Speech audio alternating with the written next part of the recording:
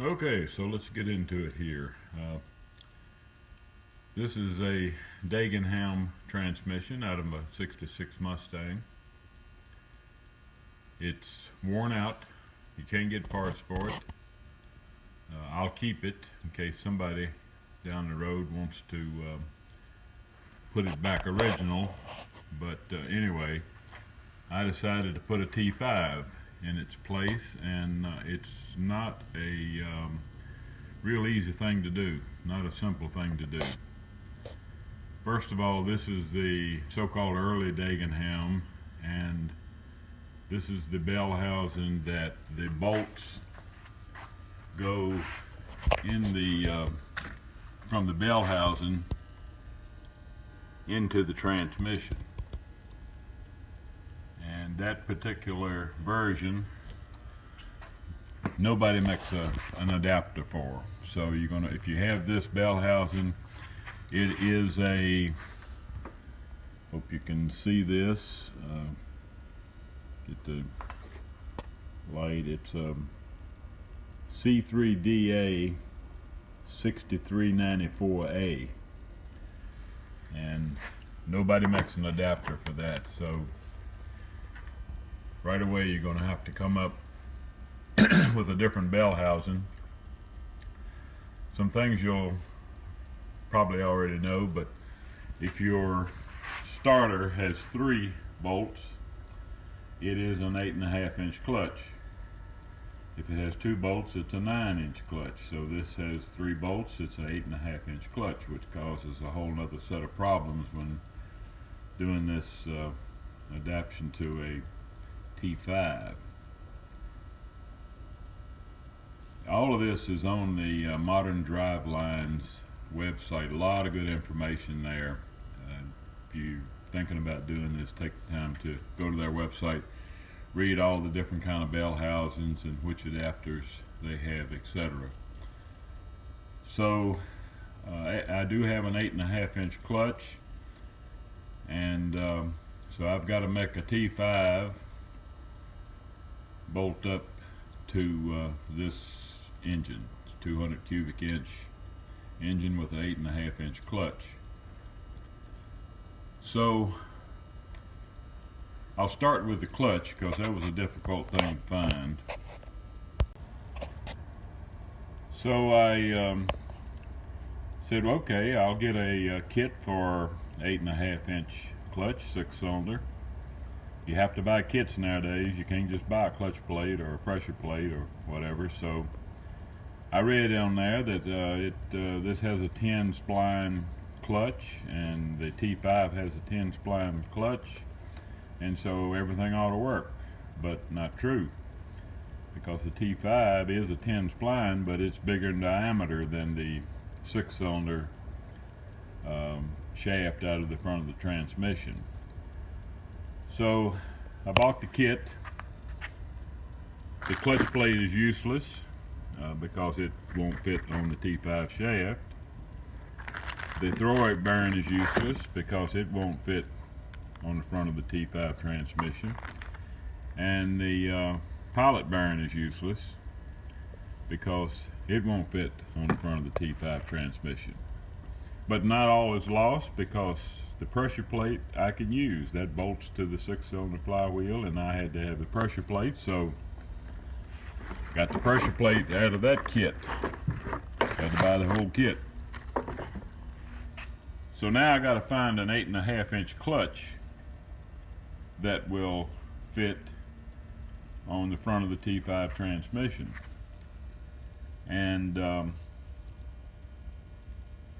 with help of some the Advanced Store, actually, one of the experts at the Advanced Store looked through his books, and he found that this is a kit for a late model Mustang. I should have taken the time to look up the year. It's in the 80s, but it's a 4-cylinder Mustang, late model Mustang. But it uses an 8.5 inch clutch, and the spline on the clutch plate will fit on the front of that T5 transmission.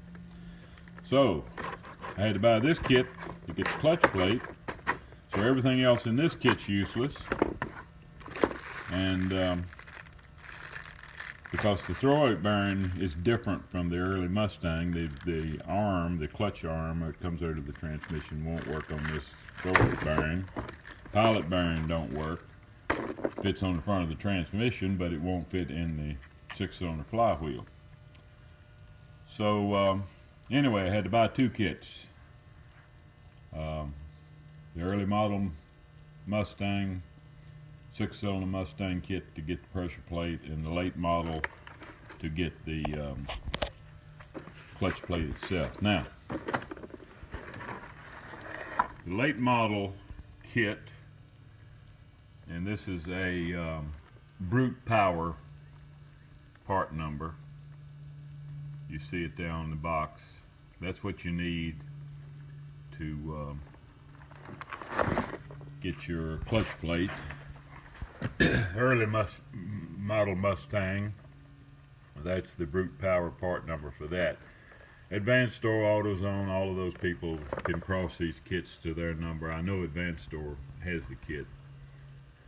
MDL, or Modern Drivelines, they carry all of this stuff, and I love those people. I appreciate them doing all the adapters they've done, but their stuff is a little expensive, and you have to save money where you can. So even if you have to buy these 2 kits, you'll be money ahead to do that.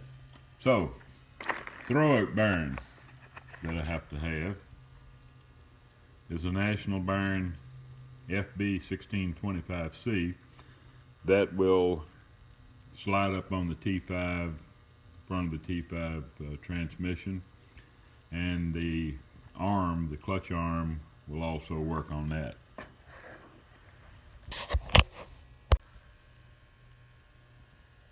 The pilot bearing that you'll need is Federal Mogul FB50F.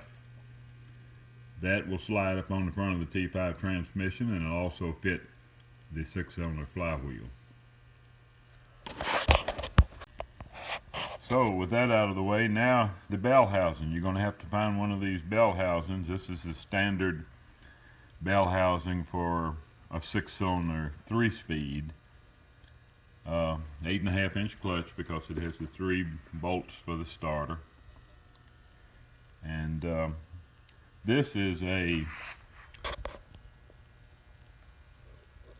C3DA 6394B. There are several others that they make an adapter for, but once again, if you go to Modern Driveline website, they'll tell you all the different bell housings that they do have adapters for. I found this one on eBay along with the arm, the clutch arm. So this is what I'll need to bolt the transmission to the motor. So I've already got the flywheel, or the pressure plate, and the 8.5 inch clutch in position. They're all bolted in and ready to go. Won't know about the drive shaft until I get it all in, but I think most people have to shorten the drive shaft just a little bit when they make this swap.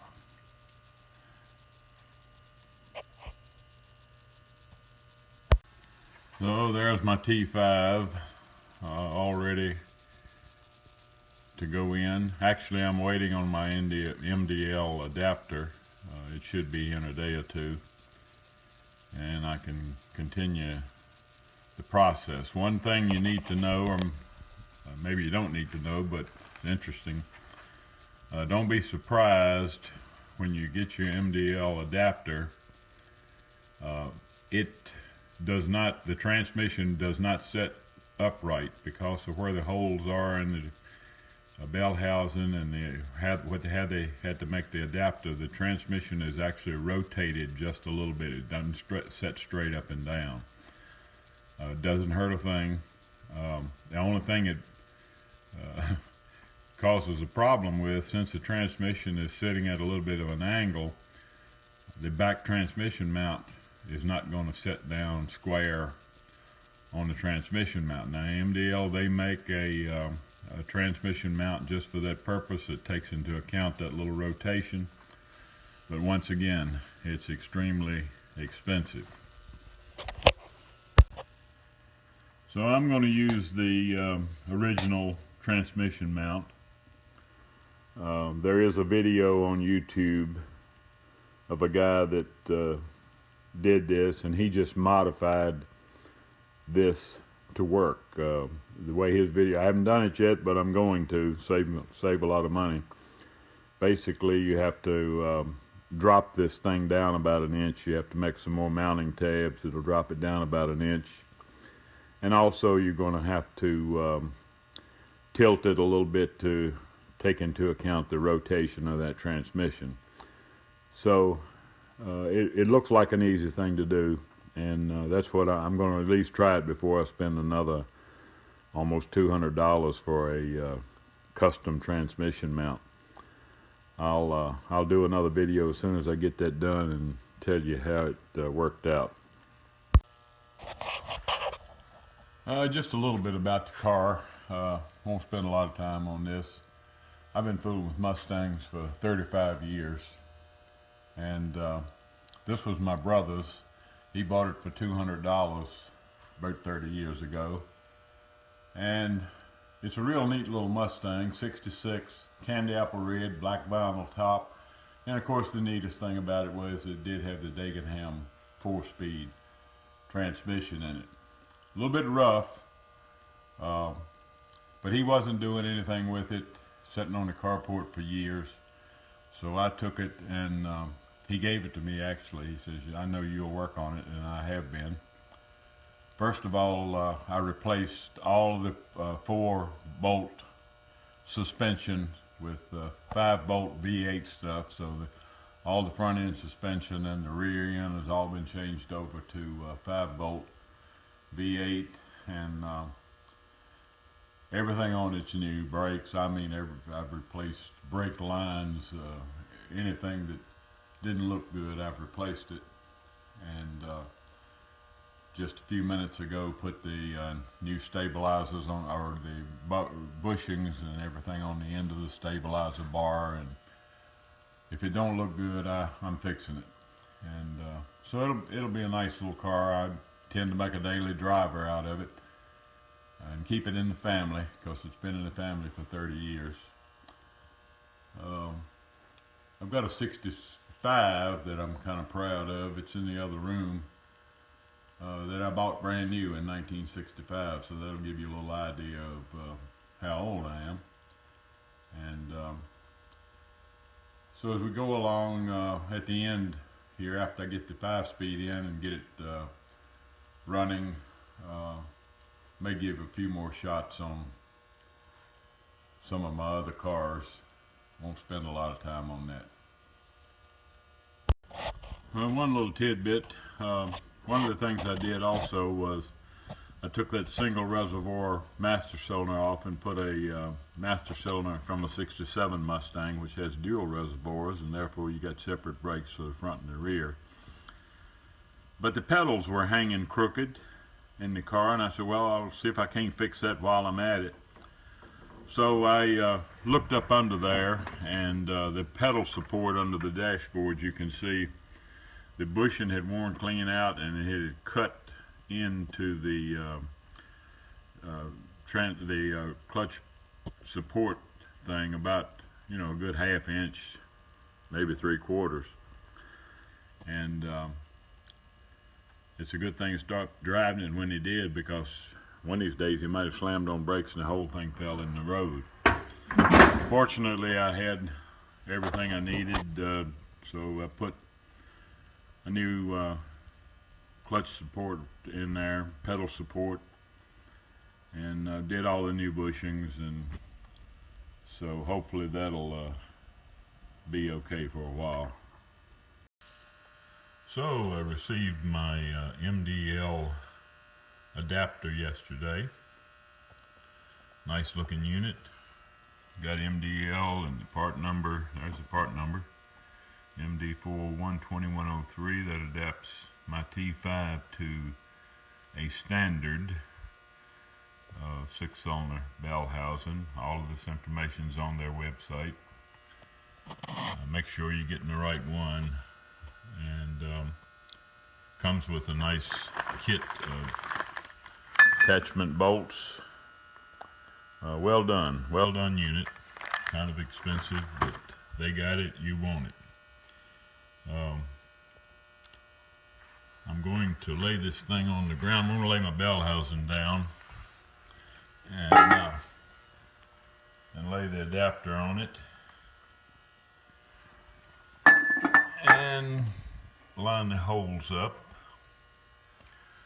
and you'll see hopefully what I was talking about in the previous video, that the unit does not sit totally upright. It's rotated just a little bit to the left.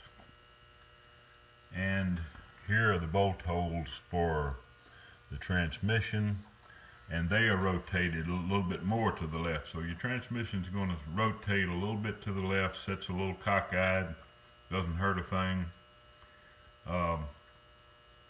That's just the way they had to do it.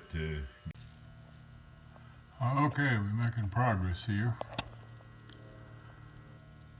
The bell housing's in and the adapter plate.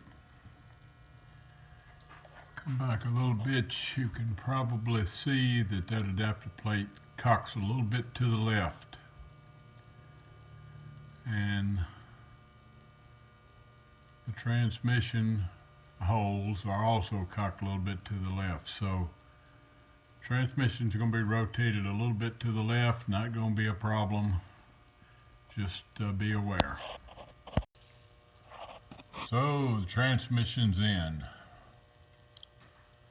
You can see the wires attached. One set of wires is for the reverse switch, makes the backup lights come on. The other one is for the neutral safety switch, won't start unless it's in neutral. This car did not have that originally, but I think I'll probably wire that up. The drive shaft seems to be going to work out exactly right. I don't have it in the yoke yet, but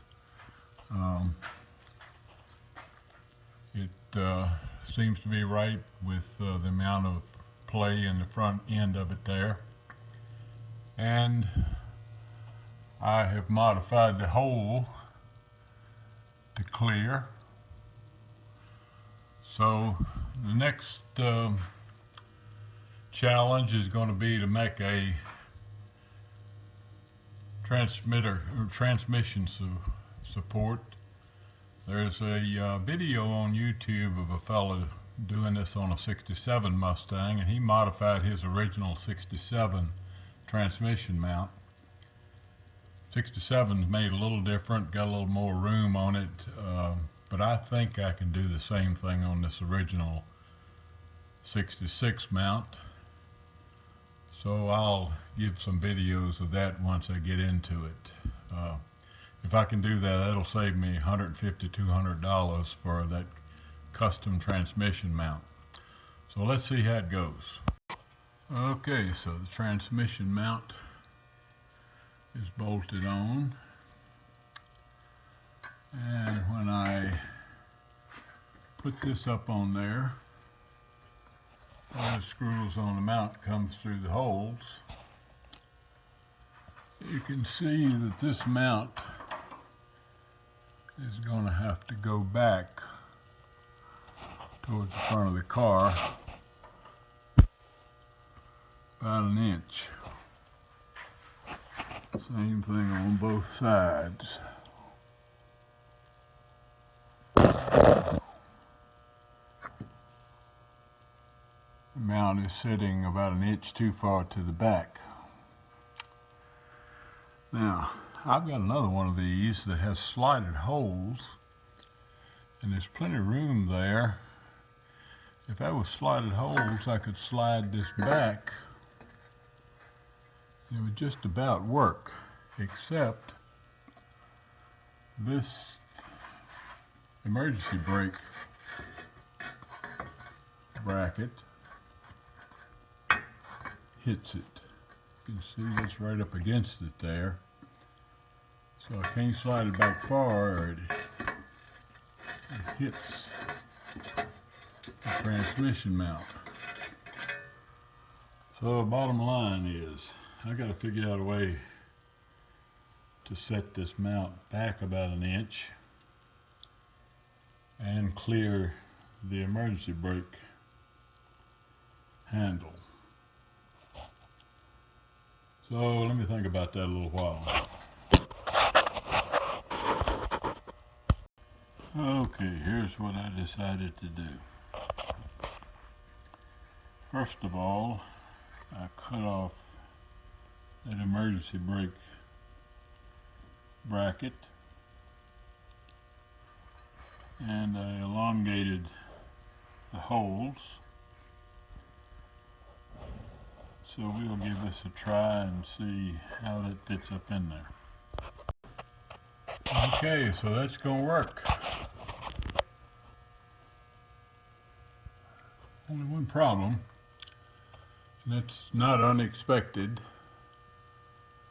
The bracket needs to come down about an inch on both sides, and for all the things I read on the internet, that's exactly what you have to do. So I'm going to have to weld some tabs on so that bracket will drop down about an inch. And then of course I'm going to have to reattach my emergency brake bracket.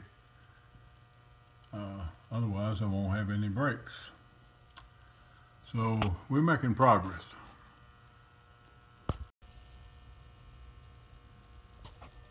Alright, so the next thing I did, I made me 4 little tabs hang on the bolts, 2 on each side, and I'll slip the transmission mount up there and tack weld them. That way you don't have to do so much guesswork about position. So now it's in position. Tabs are where I want them. So I'll tack weld them in position and then take it down and finish welding. Okay, so it's all in. Everything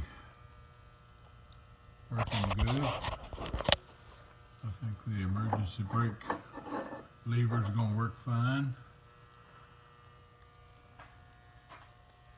Welded it back on a little stub where I had cut it off. Welded on that, so that all clears good. And so another problem solved, about $200 saved. Proud of that. Okay, she's all in. Drive shaft's in.